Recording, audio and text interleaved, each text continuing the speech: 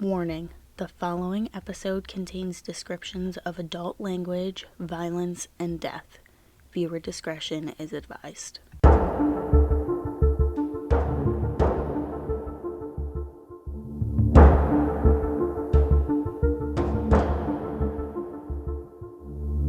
Hello everyone. Welcome back. I'm sure if you're clicking on this, you know where you are, but this is the CMP podcast with me, ChristinaPlourd. And today we're doing another paranormal episode. I think this is the fourth one that we're doing. So far, everyone likes it. Love to see it. Been reading a lot on Reddit. A lot been blowing my mind that I wanted to tell you guys about because some of the shit you read, mind-blowing. And a lot of this stuff, it's like unexplainable things. Like something happens and it's like, how the fuck did that happen? You know? Oh, sorry, my ring just hit the table that we're on. But before we begin, how are you guys? How are you doing? Is it good? Today's a beautiful day. It's been nice and warm lately, and now it's starting to get colder, which I love. Love. Fall season, spooky season is upon us. It's time for scary movies and pumpkin carvings. No trick-or-treating because coronavirus, but still, spooky stuff, you know? That's the kind of shit I love. This is my favorite holiday season. Like, love Christmas. It's great and all, but Halloween, spooky season is where it's at. I'm in my element. Anyways, so before we begin, don't forget to subscribe, comment, email me at thecmppodcast@gmail.com with any of your stories, or if you just want to talk, if there's something that you would like to hear about, like a specific case too. And then also follow me on Twitter, Facebook, Instagram, the CMP Podcast. Super excited. Anyways, so let's get right into it. So the first one is r/paranormal, posted by u/Black Wednesday X. Black Wednesday X, sorry, it said 7 hours ago. I almost said Black Wednesday X 7. It's just Black Wednesday X. Excuse me. So the title is, what unexplainable things have happened to you? So I'm interested to see what other people have experienced or seen or felt in their lives that are absolutely unexplainable. Here's mine. So about 10, maybe more years ago, me and my sister were on our balcony smoking a cigarette. It was about 10:30 at night, and we saw these small red dots in the sky. They were appearing from the exact same place, literally out of thin air, all traveling in a straight line and disappearing in a different place. Again, literally into thin air. In total, there was 13 of these small red lights. The sky was completely clear, no clouds at all. 99% sure it was aliens. This encounter, though, scared the actual shit out of me. Shit in all uppercase. About 7-8 months ago, me and my boyfriend were sitting in my car outside his nan's house watching videos on my phone at like 11 p.m. when all of a sudden there was a flash of light right outside my window.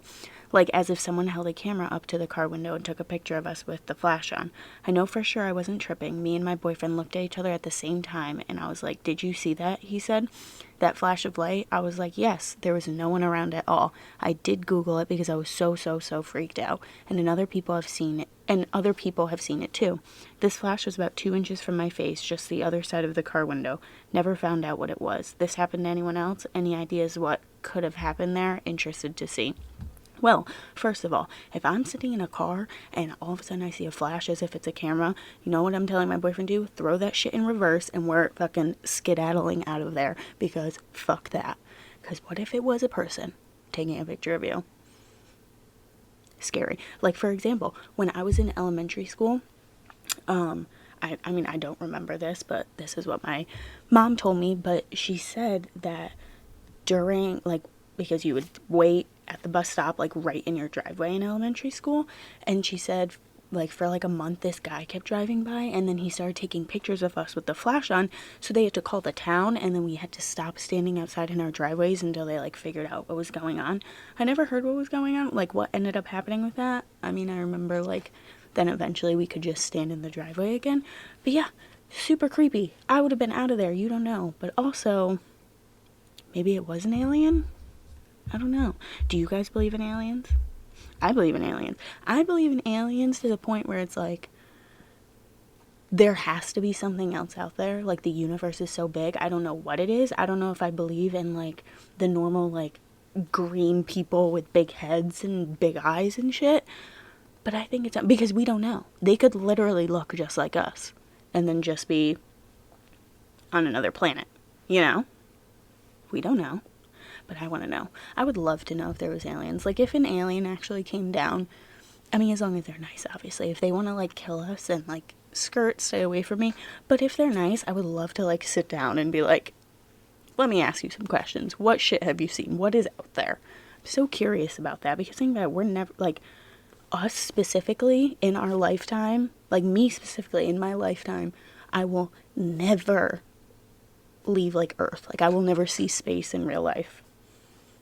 That would be so cool if we could, though. Like Mars. Like how they're saying that we're eventually going to colonize Mars. But I feel like that's a long way away. I don't think that's going to happen anytime soon. I don't know, though, because also nuclear warfare. Maybe I will piece the fuck out to Mars. Sneak on a spaceship. You know? Alright, so the next one is My Time Haunted by a Poltergeist. It was posted by u/Ava Cyan, Avacyian. I don't really know how to say that. And it was posted in r/paranormal encounters.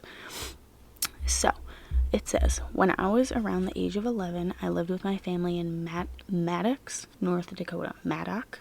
Maddock? Maddock? Or Maddox? I don't know. Very small town with only 5 streets along the main highway. It had its own school district, but that's because it was so far out in the middle of nowhere, even by North Dakotan standards.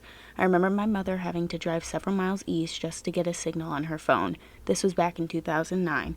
I'm 21 now, and the things that happened in that house have haunted me since. The house was 2 stories high on 303 Viking Ave. The house has since been torn apart, but I can still feel it. Like the house itself is one giant ghost, one that haunts me.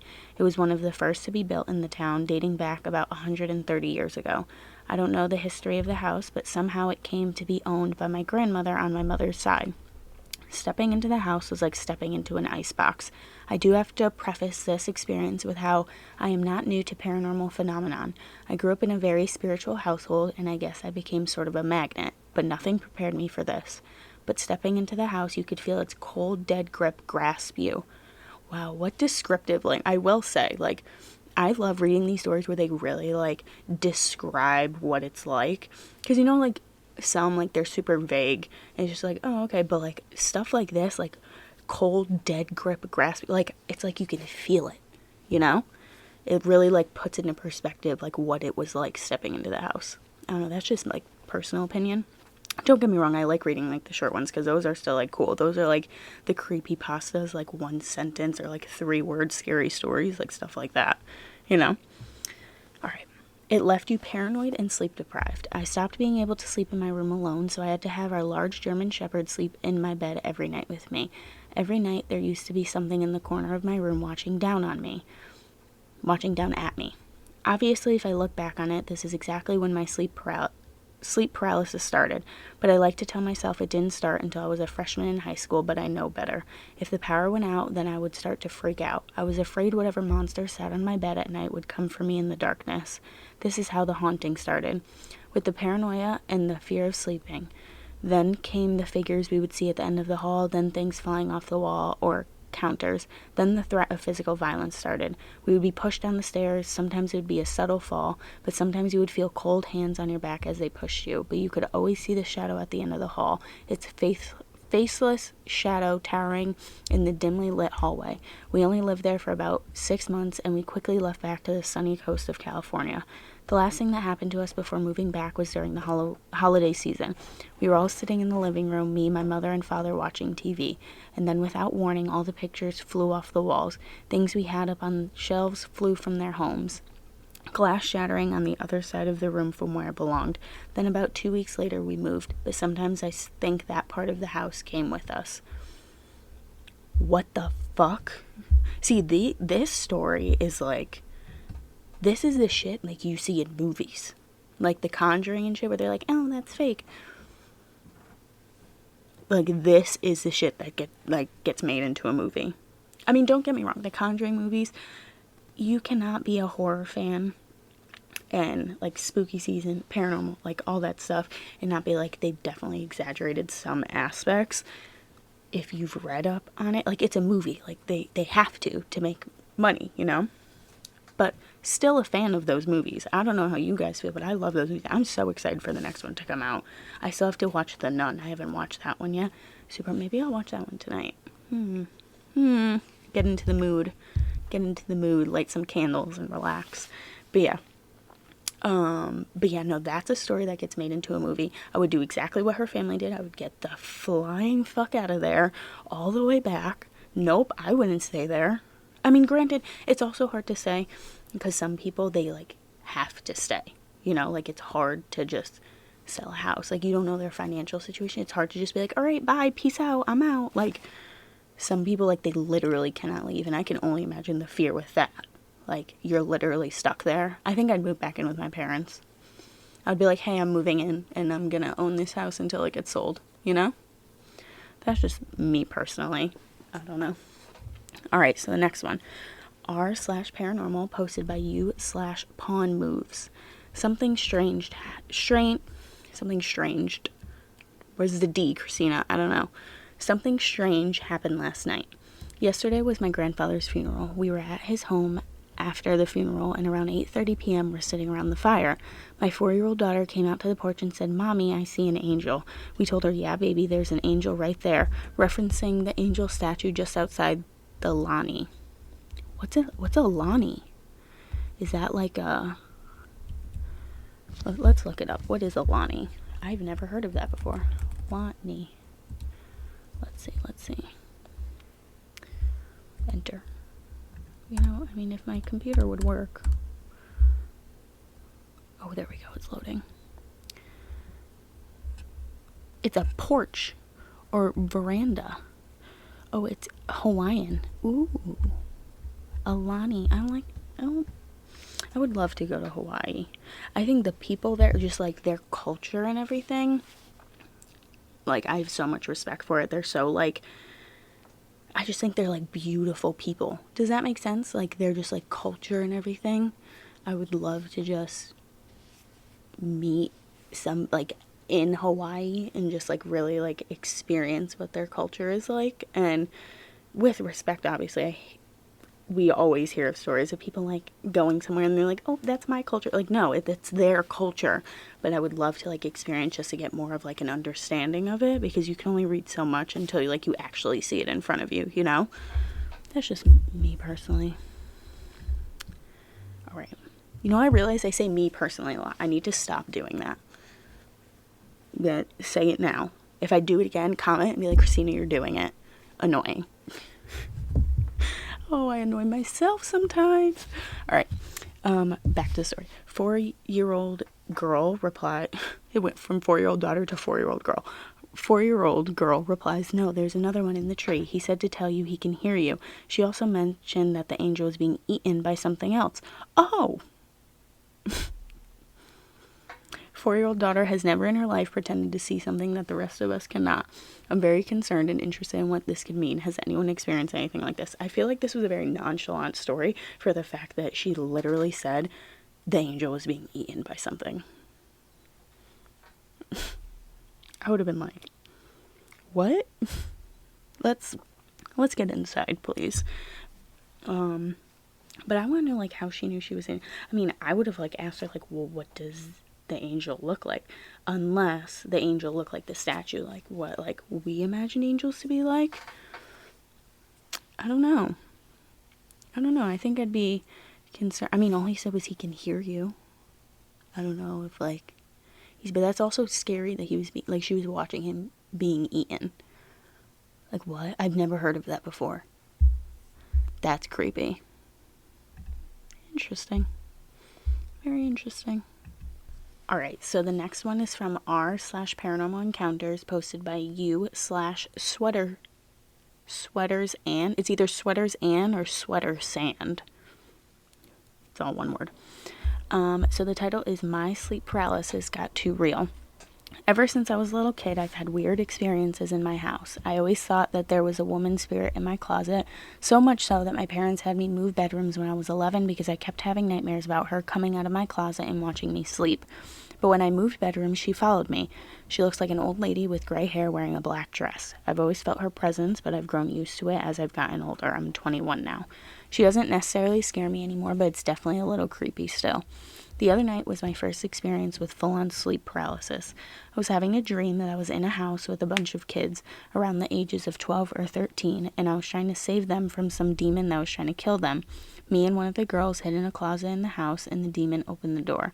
I didn't really see what it looked like, but I knew it was dangerous and it was going to kill us. The girl ran out and got away, and then the demon was just looking at me. It tried to grab me, but as soon as it got close, I felt the old woman come up from behind me in the closet. She grabbed my right arm and brought her face right up behind my head. She said, "You can't come here on your own accord," to the demon, but when she spoke, the words came out of my mouth, and it was her voice. I can still hear that voice clear as day, and it scares the hell out of me. Right as that happened, I woke up, but I couldn't move. I was trying to scream, but I couldn't, and I could feel burning sensation on my arm where her hand was in the dream. I could see my room, but everything was in black and white, and this smoky black figure was coming out of my closet. I knew it was her. It felt like she was just standing there looking at me. After a minute or so, she went back into the closet, and I could move again, and my vision went back to normal. I immediately got up and looked at my arm. There were red marks on my arms that looked like I had been grabbed really hard. It didn't bruise or anything, but I could definitely see the finger marks. That's about when I really freaked out. I'm torn because on one hand, she scared the living shit out of me, but on the other hand, it seems like I think they meant right. She told an evil entity that I can't come into this world, so I don't know what her motive is or if I should be concerned for my safety. Thoughts. P.S. I've never used a Ouija board or anything like that. I burn sage regularly. No one's ever died in my house, and I have no idea who the old woman could be. Also, my family and friends have seen/heard/felt things in my house as well, so I'm 99% sure I'm not crazy. I don't think you're fucking crazy, first of all. Second of all, see, someone commented, and maybe she's a guardian spirit of sorts. She seems protective, a little bit creepy. That's the vibe I'm getting. Like, she's kind of creepy. She's not like one that's like they're around and you feel like comforted because she's in like she's an old woman in like a black dress, but she seems to be like protecting you, you know? Like maybe the demon was real. You know? That's how I think. I think she's trying to protect you, and like she's like watching over you, and that's why she watches you while you sleep. Maybe there's demons in the house or around you, and the only reason that they haven't really done anything to you, and this is the first time you're like experience them in sleep paralysis, is because she watches over you at night and protects you. Theory. Let's think about that for a second. She might not be creepy at all. She might just be watching you. She might be, because I mean you wear black to a funeral, maybe she was a grandmother or she was a mom and she's like watching over you, even if you don't know her, you know? She just feels drawn to you, or like your soul's drawn to her. That's how I would take it. I don't know. What do you guys think? Let me know. All right. So we have two more. Exit. There we go. This from r/paranormal, posted by u/bigsad1212. Dark being tried to push my cousin out of the house. I'm a 22-year-old female, and my 22-year-old female cousin. So it says I'm a 22F. I've always assumed that's just female is what they mean. I could totally be wrong. And if I'm wrong, please let me know. But that's how I take it. You know? Alright, so I'm a 22-year-old female, and my 22-year-old female cousin is just a few months younger than me. During our teen years, we were extremely close. My parents were divorced, and I'd stay with my dad on weekends. Every weekend, we would both hang out at his house while my dad was out doing other things.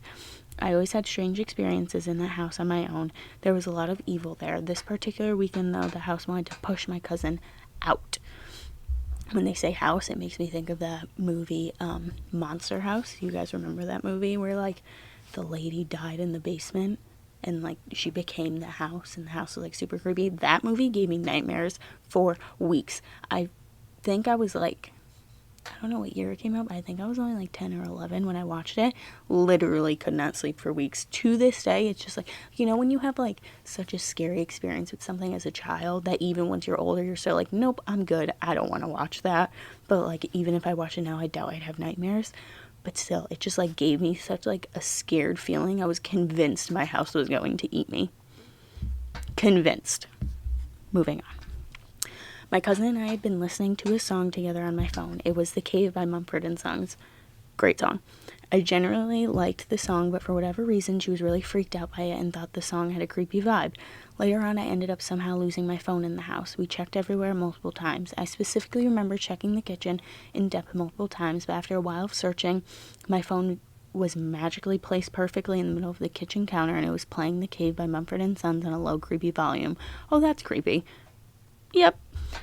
There's no way it was there before, and I remember being especially creeped out because I hadn't even been playing music on my phone when I lost it. Right? Because if you were playing the music, you would be able to hear it when you're looking for your phone. Sketchy. The next day, my cousin woke up before me and decided to take a shower. I woke up to the sound of water and her yelling, saying she needed help. I went into the bathroom to help her and found that one of our pipes had literally bursted through the wall and it was spraying water everywhere. We called my dad and let him know what was going on, and a neighbor lent us a shop vac and helped us turn off the water to the house. The house didn't have any problems with plumbing, and when I talked to my cousin, she told me that she didn't do anything that would have broken it. She literally just turned on the shower and the pipe next to the toilet just burst and started spraying her super hard with water. I mean, when it comes, see that paragraph, I don't know, because like having a house, stuff goes wrong all the time. Like, I've lived in my parents' house, and now I live with my boyfriend's mom, and literally, like, something could be working one day and then all of a sudden just like fucking explode the next day. So I don't know, I take that with a grain of salt personally. After my dad was informed and the water was turned off, he still wasn't going to come back anytime soon. So my cousin and I decided to walk to the gas station to get some fresh air and get some snacks to take back to the house. First of all, that's hilarious that her dad was just like, you got it? Perfect. I'll see you later. When we got back, we sat in the living room eating our snacks and hanging out. The living room was near the kitchen, and all of a sudden we started hearing things loudly move inside of the kitchen. We both stopped talking and just stared at each other. Then it started moving again. The house didn't have mice, but either way, the movements were too loud, heavy, and intentional to have been from a mouse. At that point, we both shot up and ran to my room, locked the door, and started crying. She ended up calling her mom to come take her home. Added info. My cousin would also get headaches constantly when she'd stay at his house with me. My dad was/is a very evil man. As the years have gone by, I've realized that he is most likely attached to some sort of evil spirit. He did unspeakable things to me as a child, and his house always felt so dark and heavy. The energy was so thick you could physically feel it. Oh, that's pretty, like, that's upsetting, because I feel bad for her. Like, that's so shitty. Like, your dad is supposed to be, like, I'm such a daddy's girl. Like, your dad is supposed to be the person, like, your biggest protector, you know? So I feel like that also kind of feeds into, like she said, like, just, like, the evil feeling and, like, the dark, heavy feeling in the house, because you also didn't have good experiences in the house. It's not like my parents' house. I love my parents' house because we had so many good experiences that, like, I feel comfortable going there. But if you had so many bad, like, you're not going to feel comfortable going there no matter what. Like, a house is more than just, like, four walls. You know what I mean? About a year or two ago, my best friend went with me to that house to collect some of my mail. She came inside to use the bathroom, and we could both feel and somehow even smell the evil in the house. She felt pressure on her chest trying to force her out of the house. With me, it was dark, angry, and depressing energy, but I had the understanding that it wanted me there for some reason. I think that the house tried to push away the people that have helped me in my life so that it could keep me there. My dad wasn't there when we went to get mail, but after we left and my dad saw that I had been there, he kept trying to harass me to come back, and a whole slew of dark things started happening to me after that. I've now gained the strength to cut him off and haven't been back to the house since. Girl, fucking live your best. Yes, I love to hear it. Because you do not owe an explanation to anyone. If your dad treats you, I feel like it's such an old belief that because someone's blood, you have to talk to them, because you don't. Like, I have people in my life who are more my family than other people are, you know? Like, it's just how it is. Like, you don't always have to talk to your family. If someone, no matter who they are, your friends, your family, your coworker, like whoever it is, if someone treats you like shit and they're toxic, you don't owe them an explanation for anything. You can cut them off. You can like move on with your life, and it doesn't have to be a dramatic thing. You can just have the understanding like we are just better apart, you know? And like, yeah, it's sad, but if they're bringing you down, like one thing I realized with starting this podcast is you can't let what people think of you or how people treat you stop you from living your life, you know? Because then it's just not your life anymore. Then it's their life. They're running the show, and it's your life. The number one person at the end of the day is you. You're the one that has to look in the mirror at the end of the day and be happy with who you are. And if in order to be happy with who you are as a person is you need to cut off some people in order to grow in the way that you want to, then do it. You don't owe an explanation to anyone. You know? That's my rant for the day. But this girl, her dad sounds like an absolute piece of shit.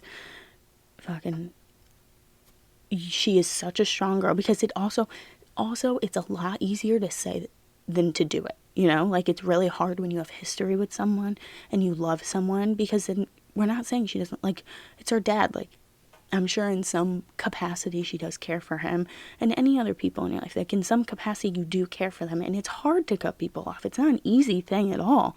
Like, you have memories with them. There may be some good things holding on, but that she's strong. Honestly, I'm wishing her the best. Like, let's all just send all the good energy towards her, because she's been through it. You can just tell just by reading it. So, bless her soul, and only good things come her way, hopefully. All right, so the last one. r/paranormal, posted by you/pole dancing panda. Love that fucking name. That's hilarious. Dreaming of my child that I don't have. I keep having dreams of my daughter Magnolia. I can see her perfectly clear in my mind now when I'm awake. I know what she looks like, what she smelled like as a baby, what it feels like to hold her. I just know her. However, I do not have a daughter and never have been pregnant and have no plans to have children. In my dreams, she explains we will meet soon. I don't believe in this stuff, but it feels so real. I dream about her at least once a month, and we are often just spending time together in the woods or talking. It's not timed with my fertility window or anything. It's just so strange. I'm not sure what to think of it. I personally think that you, like, sometimes your children, because I think like their souls choose you in a way. That's just my personal belief. And sometimes like they can come to you and talk to you, and like her, like she's physically seeing what her daughter would look like, and like her daughter's like we're gonna meet, like, you know, like I feel like our children's souls know us before we know them, and sometimes they do come to us. But also completely respect people who don't want kids. I personally do want kids, but also I would love to adopt a kid one day. There are so many children in our adoption system in the United States alone that deserve parents and deserve love and kindness, and I would love to have, like, be able to adopt one day. But also, you don't have to have kids. I've heard of people like talking to women and being like, you have to have kids, like it's the most beautiful. Like, some people just don't want to have kids. Like, end of story. Like, that's it. And I hate when people like try and have an opinion on that, because not your body, not your choice. And if she doesn't want to have a child, she doesn't have to, you know? And I hate when once people like get married, they're like, oh, so when are you having kids? Like, I don't know, when I feel like it. How about that? Like, leave them alone. Let them enjoy life. Just my person. Like, I want to get married. Me and my boyfriend have talked about this. I want to get married, get engaged, get married, and then I want to just enjoy being married for a couple years. I don't personally want to just like jump into having kids. But also, if you do that, like, some people do that, and that's fine. People just need to stop having an opinion on other people's lives. Like, you can respect other people's choices even if you wouldn't make them yourself, you know? And that's that. And that's the last story. We're ending on a spiel. I feel like this was a great episode. You know? Really, like, got the juices flowing and everything. So that is it. I hope you guys like this episode. Like I said, email me, send me a DM, comment. The email is thecmppodcast@gmail.com. Twitter, Facebook, and Instagram is at thecmppodcast. And yeah, just let me know if there's anything you guys would like to hear. Your opinions on these stories. I would love to hear what you guys think about this, because these were good stories today. That's all I'm gonna say. And yeah, so I'll talk to you guys later. Stay safe, stay happy, stay healthy, and see you next time. Bye.